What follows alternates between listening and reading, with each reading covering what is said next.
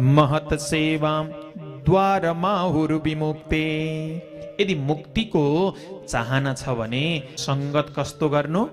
महत सेवा, साधुहरूको सेवा गर्नु, साधुहरूको संगत गर्नु। यदि ठुला बडाको संगत गरियो भने मुक्तिको द्वार बन्छ।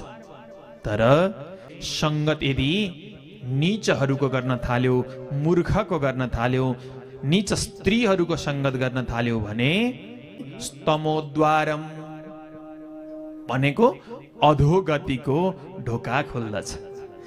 यदि खाना पिना लाउन मा मात्र ती मन गयो भने ती भौतिक वस्तुबाट कहिले पनि आनन्द हुँदैन।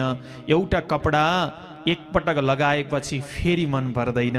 सांसारिक वस्तुले कहिले सुख दिँदैन, कहिले आनन्द दिँदैन। परम आनन्दको लागि त हामीले सत्सङ्ग गर्नुपर्छ, साधुहरूको सेवा गर्नुपर्छ। त्यो नै मुक्तिको द्वार बन्दछ।